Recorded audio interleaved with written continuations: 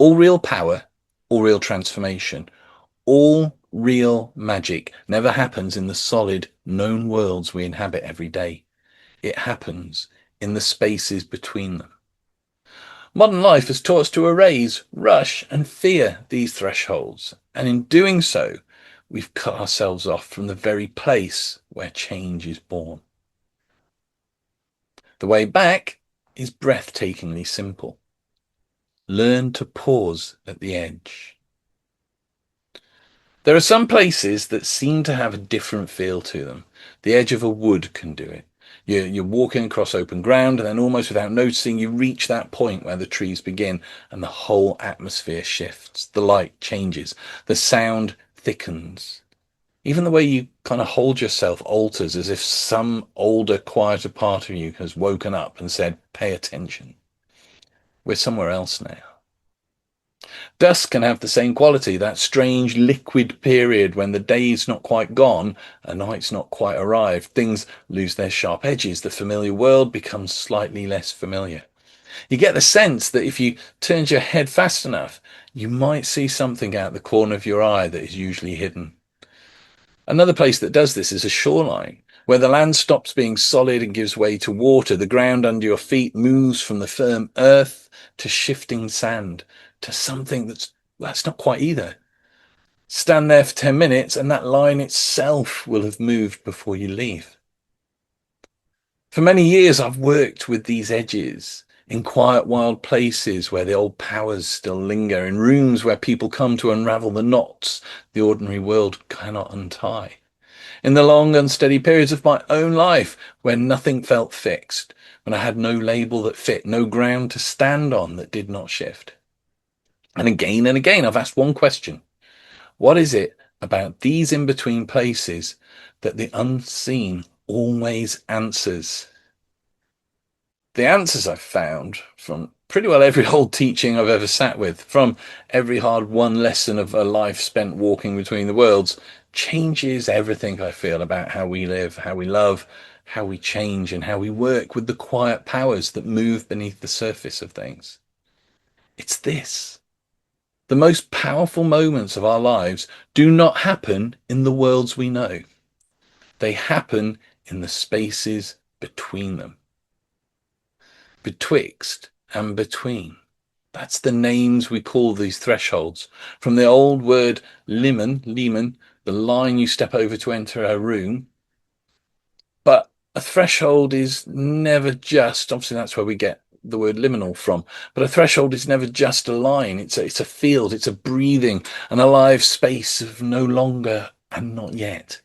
It's where one thing has stopped being completely itself, but the next thing has not quite taken over. You are between. And here's the truth that those who work with the unseen have guarded probably for thousands of years. This is where all real change lives. In the solid world, everything is fixed. Think about it. Solid, fixed. You are this person, you live this life, you think these thoughts. This is, well, yeah, there's a pattern to it, and patterns can be useful. Without them, we'd be exhausted. But they also hold us in place. They lock us into repeating the same relationships, the same arguments, the same small miseries, year after year, because the pattern is too solid to shift. But step into a threshold, and the pattern loosens. For a moment, things are slightly less real, slightly less fixed. The rules that usually govern your life, your mind, even the world around you, soften. That is the first and most practical principle of all real magic, the one every adept has known since the first person left an offering at a crossroads at midnight. Change is easier when things are already changing. It may sound obvious when you say it aloud, but I think it's the most underrated truth of human life. Scholars of ritual, people like Arnold van Gennep and Victor Turner, who spent their lives studying how human beings have always marked transition, called this the liminal phase. They noticed that every meaningful shift in every culture on every continent follows the same shape. You leave the old world behind you, you enter the in-between where nothing is as it was, and then you return remade. They were just naming what mystics and occultists have always practiced. We do not go to the crossroads because it's a pretty place. We go there because the crossroads undoes you. And when you're undone, you can be made anew. Where the worlds meet, if you've ever stood at a wood edge at dusk and felt the hair rise on the back of your neck, you've stood in the threshold of the worlds. This is not the only world, this one. There are realms above us and realms beneath us, and between them, the threshold itself is the bridge. Dawn and dusk are not just times of day, they are two daily gates where the veil between this world and the other grows thin. The crossroads is not a junction of tarmac, it's the place where four directions meet, and no single direction rules. A perfect mirror of the unmoored, open state you need to be in if you want to speak to the powers that do not care for your ordinary rules. The shoreline, the wood edge, the doorway, these are not symbols. They're thin places. The membrane between what is seen and what is unseen is simply weaker there. And for as long as human beings have worked with the hidden currents of the world, we've done all our most important work in these places. Do not raise power at noon in the middle of the bright field. We do it at the edge, at the turning of the light, where the solid world has already begun to melt. We do not do healing work in the loud, busy middle of the day. We do it in the quiet pause, the held space, where the client's fixed story of who they are has softened enough that a new one can emerge, a new one can be written. Why does it work? Because the outer threshold always mirrors the inner. When you stand at the edge of the wood and feel the world shift, something inside you has shifted. The hard shell of your ego, the part that insists you are this person with its past and its limits, well, that shell cracks open just a little bit. And in that crack, anything is possible. You can meet the ancestors, you can meet the powers of the land, you can meet the part of yourself that's not trapped in the pattern. And it's not superstition, it's technology. Deliberate, tested, refined over millennia. Use the outer threshold to unlock the inner one, and you can change what the solid world says cannot be changed. The threshold inside you, the greatest threshold any of us will ever cross, is not outside us at all. It is inside. Every mystic, every contemplative, every worker in the quiet arts has pointed to the same tiny sacred space. It's the gap between the end of one breath and the beginning of the next. In that gap, there's no past, there's no future, no story of who you think you are, no voice telling you what you can and cannot do. There is only what is. That is the inner threshold. When you rest there, even for a fraction of a second, the whole world can change. The endless noise of your mind can fall silent. The pattern has held your pain, your stuckness, your smallness. It's no longer solid. And in that pause, something else can move in. An answer, a solution, a healing, a shift of direction that your mind, your thinking mind, could never ever have found.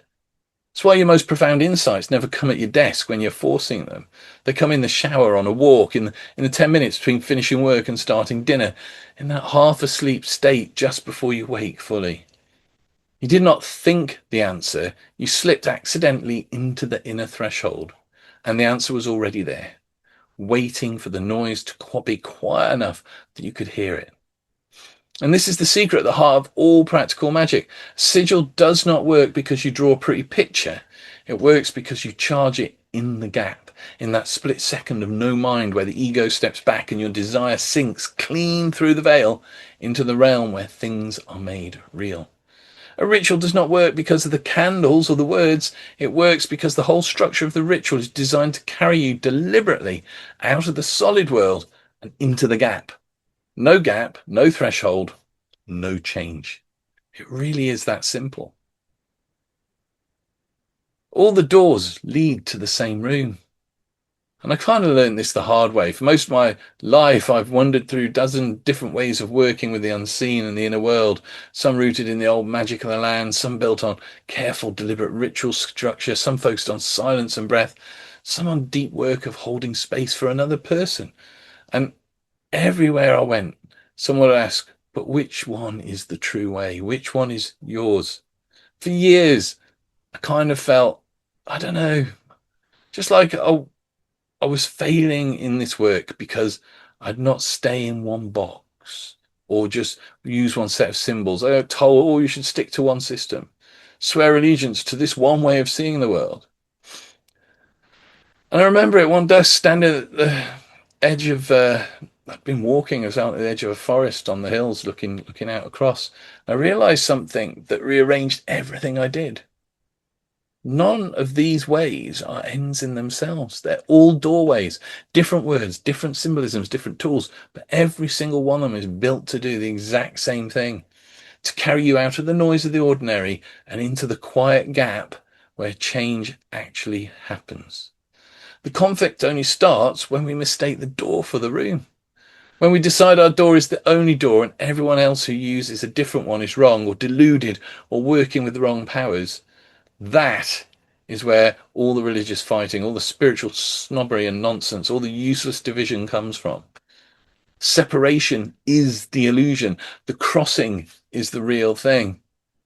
Once I saw that, everything shifted. I stopped collecting ways of working. I stopped using them.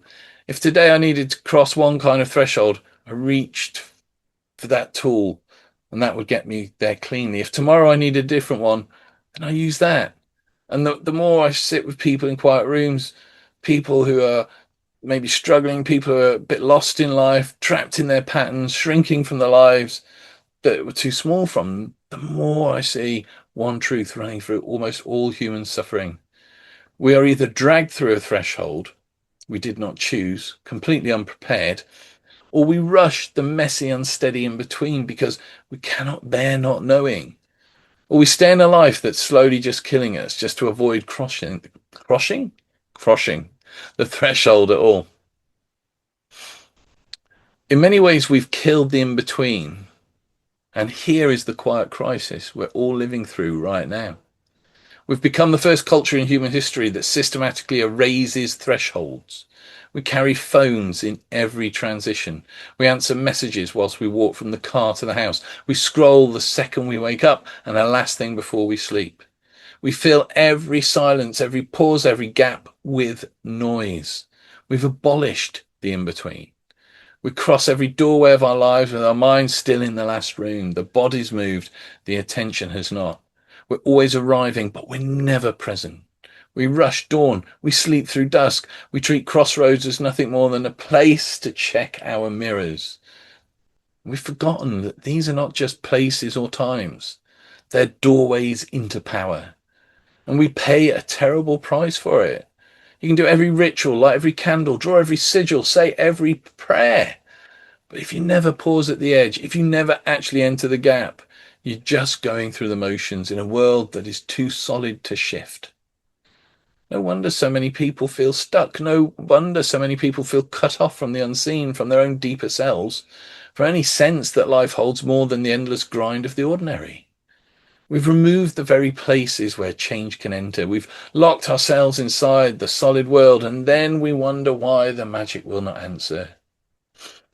Real transformation, the kind that lasts, the kind that rewrites the pattern from the root, cannot happen without time in the threshold.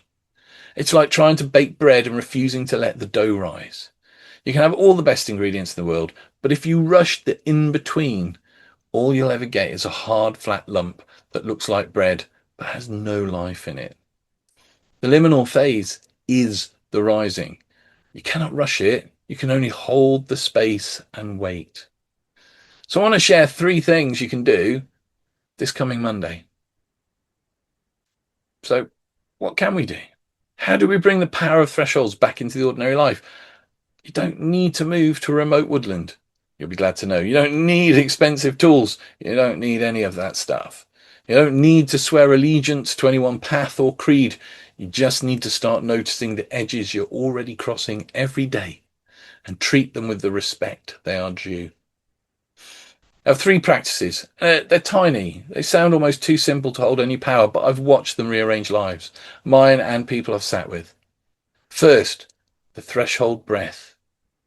Pick one threshold in your day. Your own front door is a perfect one. And for the next week, every time you step through that door, in or out, pause for exactly 1 full breath before you move. And in that breath, just say silently to yourself, I was there, now I'm here. That's it. No ritual, no performance, just one breath that says, I see this crossing. and I mark it with my attention. Attention is the most powerful magical tool you'll ever own. Where you place it, power flows.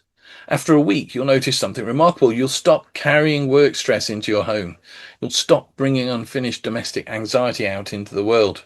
You will, for the first time in years, actually arrive where you are.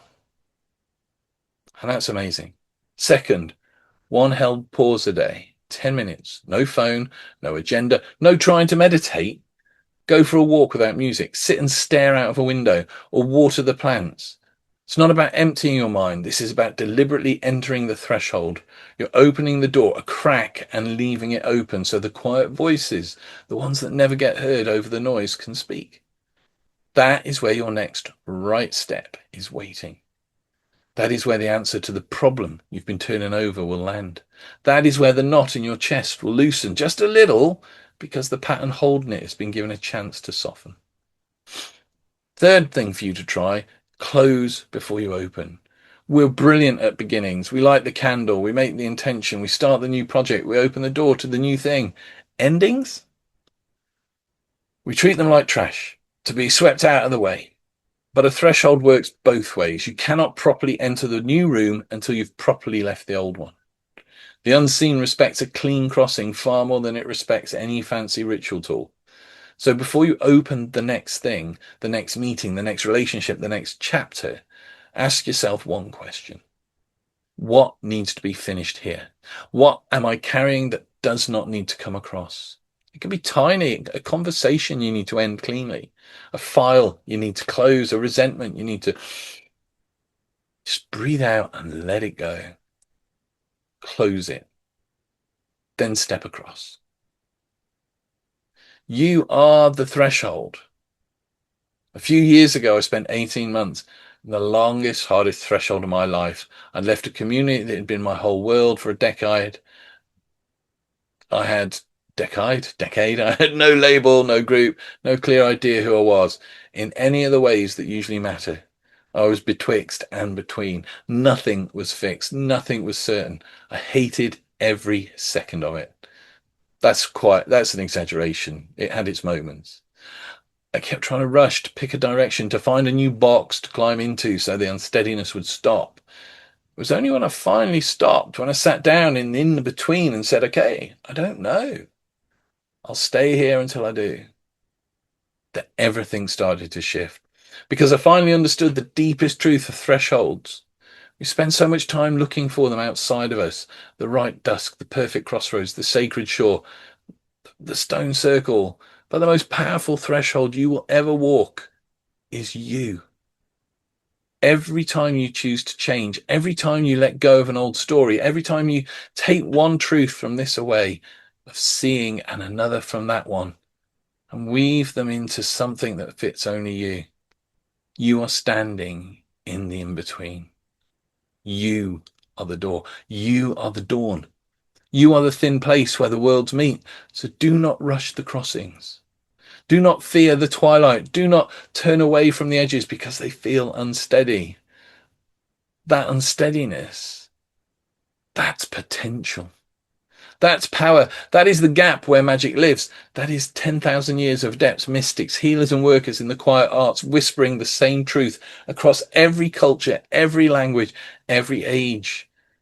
The magic is never in the room you're leaving. It is never in the room you're entering. It is always only in the step between them. Learn to pause there. Learn to breathe there. And one day you'll look back and realize the most important parts of your life, the person you became, the love you found, the work that mattered, all of it was born in the in-between. That is the power of thresholds.